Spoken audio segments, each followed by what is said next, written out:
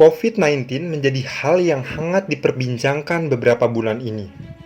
Perhatian publik seolah hanya tertuju ke sana.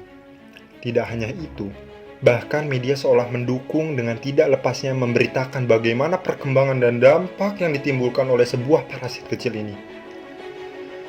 Virus yang pertama kali ditemukan di Wuhan pada bulan Desember 2019 dan sejak itu menyebar secara global di seluruh penjuru dunia. Mungkin ini menjadi pandemi pertama sepanjang hidup manusia di abad ini setelah sebelumnya Spanish flu yang terjadi sekitar tahun 1918 hingga 1920. Bahayanya, penyakit ini menyebabkan radang paru-paru yang diduga diakibatkan oleh virus yang penyebarannya bukan lagi animal to human, bahkan human to human secara cepat. Setelah memasuki tahun 2020, otoritas Cina mengumumkan sebuah virus corona jenis baru. Korban meninggal pun mulai berjatuhan, hingga saat ini telah mencapai jutaan di seluruh dunia.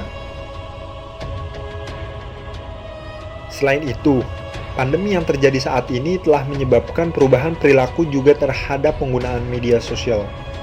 Saat diumumkannya pasien pertama di Indonesia oleh Presiden Joko Widodo pada tanggal 2 Maret 2020, belum terlihat perubahan yang signifikan terhadap pola konsumsi media. Namun, makin intensnya pemberitaan media membuat masyarakat lebih memantau setiap perkembangan terkait corona melalui berbagai platform media, tak terkecuali televisi.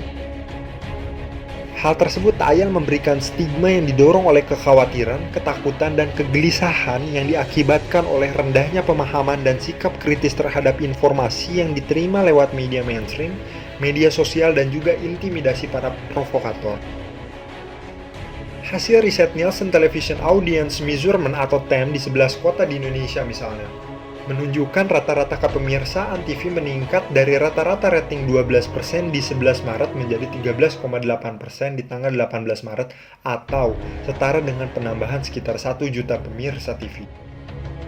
Riset lainnya yang dilakukan oleh Asosiasi Penyelenggara Jaringan Internet Indonesia atau APJII mencatat adanya peningkatan 15-20% traffic internet di masa pandemi COVID.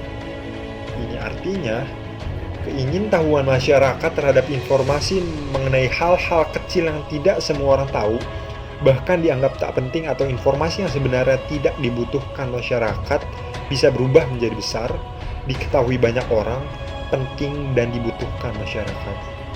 Sehingga engagement value yang didapatkan akan lebih tinggi dan memberikan potensi untuk meningkatkan kembali citra media yang sedang lesu dalam beberapa tahun ini. Pemberitaan mengenai virus corona memang makin menjadi momok yang menakutkan. Misalnya, terlihat media massa ikut berperan dalam mempropagandakan isu. Hal ini sangat tampak seketika ada postingan yang beredar terkait korban meninggal maupun sementara dirawatnya beberapa pasien yang diduga terindikasi positif corona. Hal inilah membuat media berbalik mengupdate masalah ketimbang bagaimana proses penularan corona yang merongrong masyarakat dan pemerintah. Terlihat saat ini, debat kusir di media sosial lebih fokus membahas harga masker ketimbang mengantisipasi diri dari penularan virus menakutkan. Propaganda media inilah yang akhirnya menyebabkan publik cemas dan berbagai kasus yang semestinya menjadi sorotan dalam ruang diskusi seperti halnya korupsi, rancangan undang-undang cipta kerja, intoleransi, serta merebaknya demam berdarah di berbagai daerah yang telah merenggut puluhan jiwa seketika hilang begitu saja dari ruang dialektika. Kita memang tidak boleh menganggap COVID santai, harus tetap waspada, tapi nggak boleh panik. Itulah perannya media dalam meningkatkan kewaspadaan masyarakat mengenai bahayanya COVID secara rasional. Menayangkan konten-konten yang edukatif agar masyarakat sadar pentingnya menjaga kebersihan, meningkatkan imunitas dengan makan makanan yang bergizi, istirahat yang cukup, konsumsi vitamin, dan memenuhi anjuran pemerintah.